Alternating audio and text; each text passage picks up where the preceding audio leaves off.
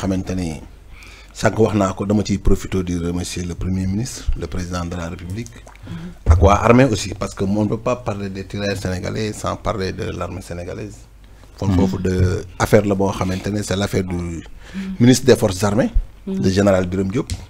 ma koy nuyu de passage et le chef d'état-major général des armées. mbirum tirailleur nag bon stigmate la lu douloureux loo xam ne sunu maam yi ñoom ñoo ko subir. par le dictat de la France parce que c'est des sujets français yoo xam ne fii lañ leen jëlee yóbbu leen ci guerre boo xamante ne li ëpp si ñoom du ñu woon ay volontaires ñenn ñi dañ leen forcer. yóbbu leen pour ñu def xeex boo xamante ne seen yoon newu ci mais malheureusement du woon ñoom rek ñoo demoon dañ ko seqoon ak seen i mbokk anglais. comme Gambie dem nañu ci contre Angleterre mais ma foi ñoom bi ñu ñëwee Birmanie lañ leen yóbbu woon sax bu dul woon Hiroshima Nagasaki day gën a metti si ñoom ñu am fa ay pertes am fa ay dund comme ni ñu ko amee mais anglais yi ñoom bi ñu leen yóbboo Bakau ak Birkama dañ leen tabaxal defal leen fête bu rëy ñu accueillir leen. ba ñu ñibbisee jox leen xaalis bu doy ñëpp naw leen. kii di Mohamed Badji c'est un ami papam ci tirailleurs yooyu la bokkoon ma koy nuyu de passage mu nekk sama xarit bokk tamit ci suñu fédération association des descendants des tirailleurs sénégalais. France bi mu ñibbisee il a préféré moom rey ay tirailleurs te tirailleurs yi am na leneen loo xam ne sax def nañ ko mais dama bëgg denc ko ba journée bi nga xamante ne. waaw denc ko nga waxal ñu rek ci organisation bi qu'est-ce que vous promouvez. voilà organisation bi nag fi mu ne ni acteurs yëpp ñu ngi ci waxtaan ay professeur histoire. yoo xam ne wax dëgg yàlla loolu lañ mooy seen domaine. ku mel ne professeur Samba Diop bi nekk camp Archenard bu nekk Rufisque. di mënoo fi wax tirailleur sénégalais te tuddoo ko. ku mel ne le professeur Koné bu musée des armées. du Sénégal kenn mënu fi wax tirailleur sénégalais te tëboo ko. ku mel ne professeur Rosière du tubaab ku mel ne Armel Mabon nekk en France ku mel ne Martin Mour ku mel ne Aïssata Seck mais acteurs yi nga xam ne ñoo nekk fii au Sénégal phare bi parce que tamit événement bi Thiaroye la mais Thiaroye aussi dafa am maire te commune Thiaroye dafa biir camp ba ak fi feu bi amee léegi dafa nekk commune kon monsieur le maire kii di Mbaye Sène moom moo yore tey normalement ci comité ad hoc la def dafa organiser ay comité stratégique boo xamante ne tey bokk na ci acteurs yi parce que tey commune am la lépp xewee tey c'est l'autorité suprême boo xamante ne moo war a organiser affaire parce que c'est le maire. D'accord. Bon armée tamit dinañ ci dugal seen loxo def nañ ko ay comité démb dem nañu musée des forces armées pour rencontrer le directeur du musée le colonel directeur du musée bi nga xam ne moo fa nekk tey. Un gars très bien bi ma demee recevoir nañu vraiment mu nekk nit ku baax di kilifa goo xamante ne colonel Ngom recevoir nañu. bi ñu demee aussi kii nga xamante ne mooy BMJ 40 mënoo fi wax Thiaroye ñoom depuis 30 ans ñu ngi évoluer si l'histoire de Thiaroye 44. nga xam ne Matador rappeur. moom moo ko yor. donc fu mu taxaw ci àdduna bi dafay promet car dañoo dem sa ba tuddee seen tur BMJ 40 kon kooku acteur culturel la boo xam ne. kenn mënu ko tëb moom mi nga xam ne moom moo yore centre Léopold Sédar Senghor bi nekk Pikine di liggéey bu mag ci jeunesse bi ak ñi nga xam ne tamit mooy groupe festival de Thiaroye 44 nga xamante ne tey Maram Sarr di professeur de lycée ak kii nga xam ne mooy professeur Aïssatou Mbaw Thiaw ak comité scientifique bi nga xamante ne ñoom ñoo organisé kii bi maanaam daal ko acteurs man mi nga xam ne tamit maa yore la fédération africaine des descendants des tirailleurs sénégalais xëy na ñoom comité bu mag a mag bi ministère ay premier ministre woowaguñ ma mais nous sommes à 17 am nañu ma xool 11000 membres. woowu la woo ko. premier ministre woowu ma ministre des forces armées woowagu ma. maa ngi leen di déglu. chef d'état-major général des armées woowagu ma ku ci nekk nag bind naa la. xamal la ne man de Sénégal ñoom suñuy kilifa woowuñu ma mais kii di Assimi Koïta xam na ma toog nañu ñu wax ci programme mu tirailleurs sénégalais yi kii di président Doumbouya. Il nous a bien reçu en tant que président fédération africaine des descendants des tirailleurs sénégalais ndax acteur laa ci depuis 1992 laa commencé yëngu ci mbirum tirailleurs sénégalais yi mais comme militaire bu nekk en activité alors am na ci yoo xam ne pratique yoo xam ne mënu ko def dama doon liggéey ci tirailleurs sous l'ombre en tant que acteur artiste parce que tamit génie militaire dañ daan def ay activités culturelles yoo xam ne on joué le rôle du tirailleur sénégalais le premier tirailleur deuxième man nag maa daan joué le rôle du premier tirailleur sénégalais. D'accord. moo tax chaque année aussi bu amee spectacle phare bi. man waa armée dañ ma ko daan jox ma dem ci cimetière yi solu tirailleur sénégalais taxaw jouer ko ak orchestre tirailleur sénégalais boo xam ne instruments yi ci nekk yëpp li traditionnel la benn instrument tubaab bi ci nekk. ñu def suñu discours bu solennel ñëpp kontaan ci. chaque année aussi bu ñu ma invité chasse lay dinaa déposer mais mënumaa dem. ndax problème affaire reportage donc maa ngi ñaan le premier ministre Ousmane Sonko ñun ay acteurs lañu. ànd ak benn booy dem. danañu ñun soxlawuñu peut être suñu autorité dafa am benn erreur bu leen dal. baax la ci ñu si ëpp ñu bëri boo nee diw dama la soxla ñu def leen le gars est venu pour demander des sous. et puis. alors que c'est la dernière des choses. voilà ñun mentalité boobu dañ ko dépassé ñun. Non, non, il y a dépassé au Lenko. Les patriotes autoproclamés dépassés. Combien de fois je vois beau critiquer, nous sommes là, ouais, qui est critiqué parce qu'il a un poste, ou le qui est critiqué parce que de femme. Non, non, non, mais c'est les patriotes autoproclamés qui disent ça. Non, mais je suis désolé. Les gars, ils vont faire si ñun li ñu bëgg mooy festival bii mu réussir. Parce que comme programmé nañu 17 chefs d'État yi ñu war a ñëw Sénégal c'est une première 17 présidents ay ba Comores Madagascar. Inch'Allah ñoom ñëpp Inch'Allah dañu war a ñëw Sénégal donc je crois que le 1er décembre bii di ñëw Sénégal war na mën a organiser loo xamante ne problème yi na am ci AIS bi war nañ ko mën a régler wala à travers l'histoire des tirailleurs sénégalais. AIS parce que ñoom ñëpp tey Niger Mauritanie Tchad Mali Bénin Côte d'Ivoire Togo Guinée Conakry Guinée Congo Brazza Madagascar ba Comores dëkk yooyu yëpp bu ñu leen calculer ñoom ñoo créé le corps des tirailleurs sénégalais donc premier ministre Ousmane Sonko bu ñëwee woo leen ñu ñëw seen président de la république yi ñëw seeni directeur des offices nationaux des anciens combattants ñëw président représentant ya ma am foofu ci état yooyu ñu nekk des représentants yoo xam ne kenn ku ci nekk sëtu tirailleur sénégalais nga ñu ñëw def seeni délégation ñoom ñëpp ñëw. Inch'Allah xajuñu sax actuellement nii ci cimetière ba parce que fa lañ ko daan def ñun tamit comité d'organisation bi ñu seq ak ñoom Matador dañu bëgg ñu délocaliser fête bi ak manifestation mu dem ba Camp Thiaroye yi fa ëpp espace Sénégal ñu def ko fa. def ko spectacle son et lumière déjà ñu Thiaroye préparé nañu def ko semaine des tirailleurs sénégalais. Inch'Allah donc programme boobu. programme phare la boo xam ne donc journée semaine internationale. des tirailleurs sénégalais te ñu jàppale ma it bu ñu paree ñu def suñu tournée africaine parce que nag tirailleurs sénégalais yi dañu war a def tournée sët yi dëkk par dëkk dem naa nag ci sous-région bi ci dëkk yooyu yëpp. mais nag dafa ma dese ñu jàppale ñu waxtaanuñu parce que lu ñu bëgg mooy suñu histoire bi. suñu doom yi. xam li ñu duñu nag ay anti français il faut muy leer chaque fois su may intervention dama bëgg muy leer. parce que des fois certains ñu prennent pour des anti français nous ne sommes pas des anti français on veut que la vérité sur l'histoire que la France a fait sur nos parents. D'accord espérons que la journée sera. d'ailleurs Aïssata Seck ñëw na démb si guddi mu nekk actrice présidente pour la mémoire des tirailleurs sénégalais. dañu bëgg France joxaat cër. lii di Sénégal ak Afrique te xam nañ ñun dañoo participer lourdement nos parents ont donné jusqu'au sacrifice suprême. te la reconnaissance là loolu la ñu bëgg pour France xam ko. espérons que la journée sera. Allemagne tamit xam ko parce que rey bi Allemagne am na ci. yaa ngi may dagg rek. espérons que la journée sera inédite parce que Ousmane Sonko nee na promettre nañu ça sera célébré autrement. Non mais c'est-à-dire que man j'ai toujours 2 points. oui.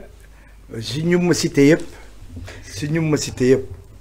Est-ce que tous ces gens-là veulent qu'on réécrive notre propre histoire? Ah, il faut lui demander ça. Est-ce que tous ces gens que vous me citez sont dans la logique de réécrire notre histoire?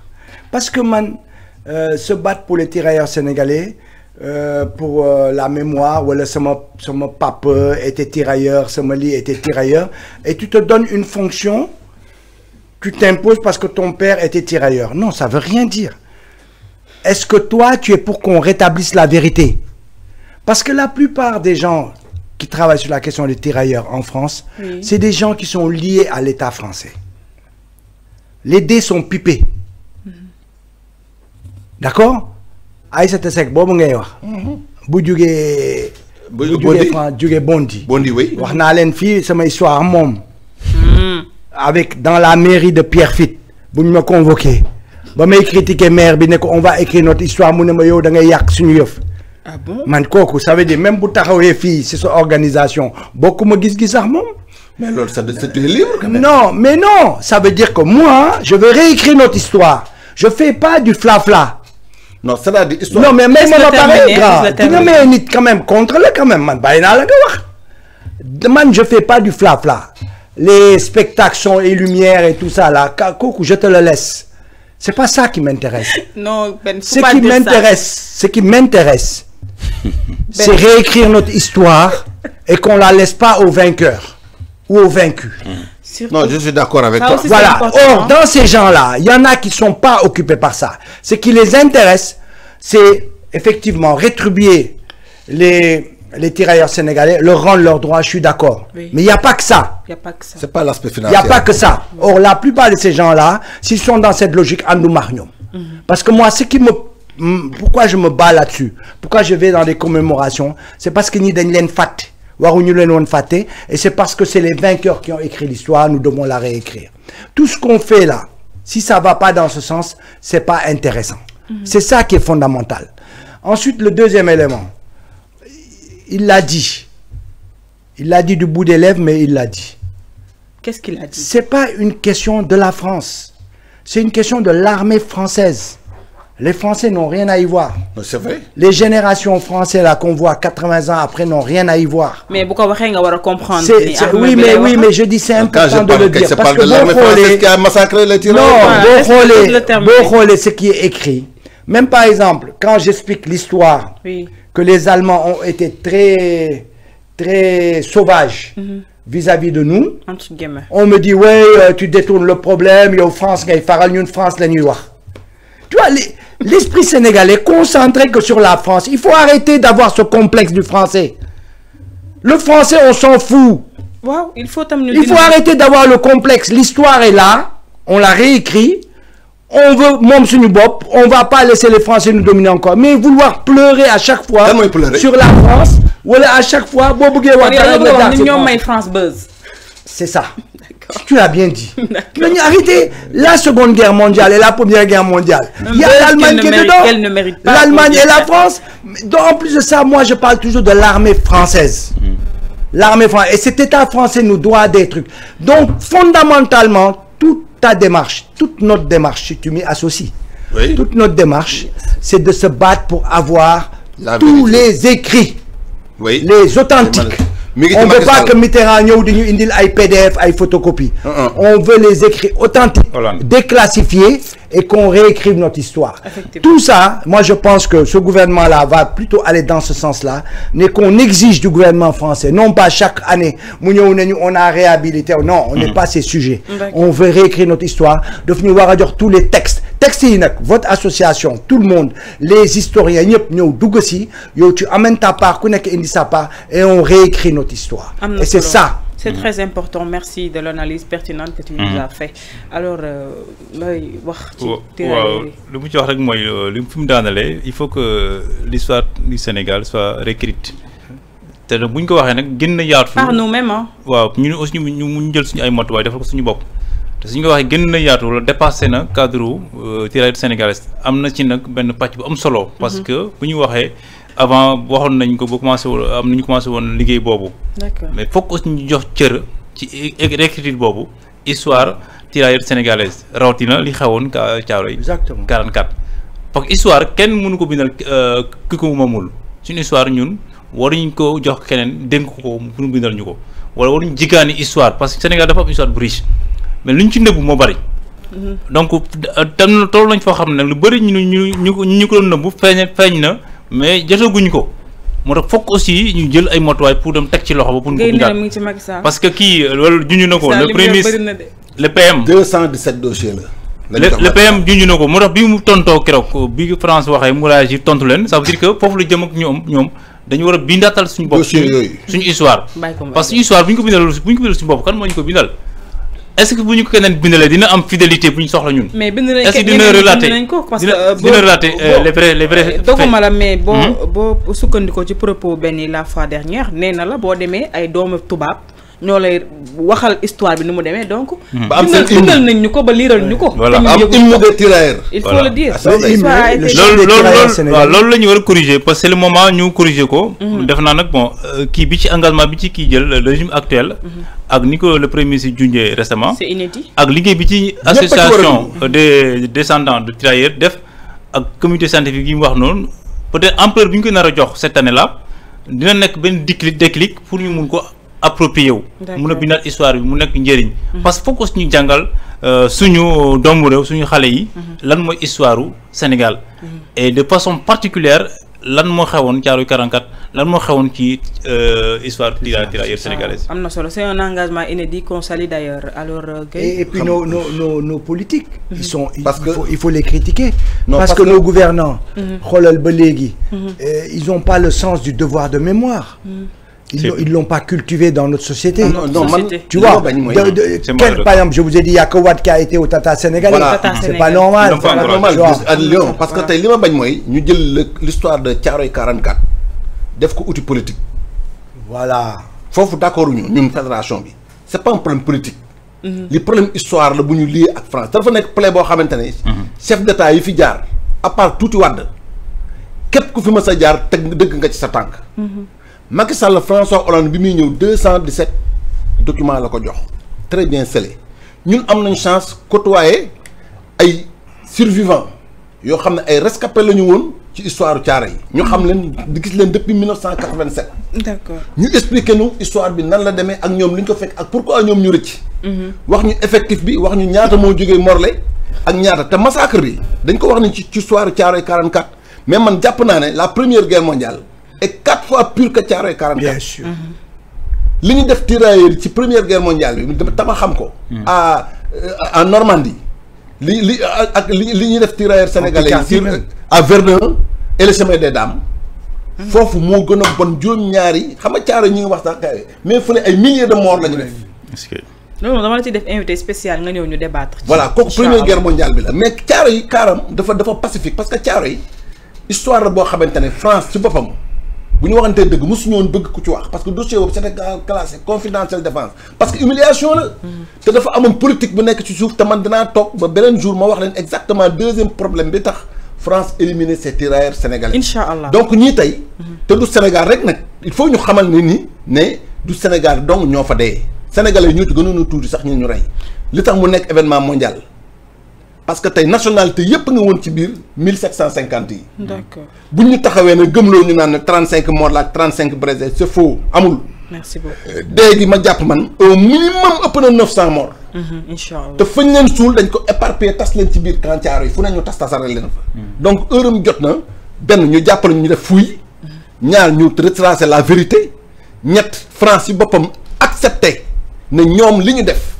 ñaaw na par Marcel Dagnan ak Yves Bobo Bassal bi nga xam ne ñoom ñoo encastré meurtre bi ñu taxaw reconnaître ko ba pare ëlbatu ko ñi nga xam ne ñoo demoon Algérie Indochine di dund actuellement des milliers ñi ngi fii à Dakar et dans la sous-région ñun suñu combat mooy au minimum balaa ñuy dee ñu France honoré leen yëkkati seen prime bi nga xam ne mosuñu ko jot le minimum de vieillesse ñu fay leen ko ñun loolu mooy suñu combat. d'accord merci alors beneen dogal aussi jib na ci loo xamante ne ay waxtaan rek la ko Ousmane Sonko waxee moom premier ministre pour ñu wàññi coût internet bi parce que jàpp na ni peut-être sénégalais ñu ngi ci yuux bu baax a baax. Ouais, mais tout ce qui va